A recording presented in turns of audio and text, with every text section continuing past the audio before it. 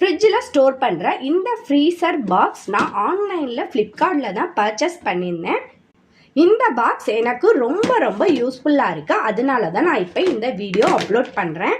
இந்த பாக்ஸ் நான் வாங்கி கிட்டத்தட்ட ஒரு 1.5 வருஷம் ஆச்சு. அப்படியே புதுசு போல தான் இருக்குது. இதோட மெயின்டெனன்ஸும் பார்த்திங்கன்னா நமக்கு ரொம்பவே ஈஸியாக இருக்குது.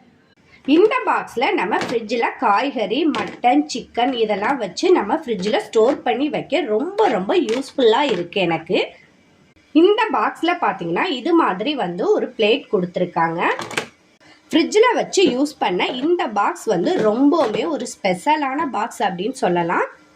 இந்த பாக்ஸில் இது மாதிரி ஒரு பிளேட் கொடுத்துருக்கனால நம்ம புதினா மல்லி வாங்கி நம்ம ஸ்டோர் பண்ணி வச்சோன்னா இந்த புதினா மல்லி இலைகளில் தண்ணி விட்டுச்சுன்னா அந்த தண்ணி அப்படியே கீழே கலெக்ட் ஆகிடும். இந்த பாக்ஸில் நம்ம வாங்கிட்டு வர புதினா மல்லி, கருவேப்பிலை இலைகள் இதெல்லாம் நம்ம ஸ்டோர் பண்ணி வச்சுக்கிட்டோன்னா 1 வாரத்திலிருந்து 10 நாள் வரை அப்படியே ஃப்ரெஷ்ஷாக இருக்கும். இது மாதிரி கொத்தமல்லி இலைகள், கருவேப்பிலை இலைகள்லாம் வச்சுட்டு நம்ம பாக்ஸ் மூடியை இது மாதிரி க்ளோஸ் பண்ணி ஃப்ரிட்ஜில் வச்சுட்டோன்னா ஃப்ரிட்ஜில் இது மாதிரி நம்ம க்ளோஸ் பண்ணி வச்சதுக்கு அப்புறமா இந்த மூடி மேலே நிறைய தண்ணி விடும்.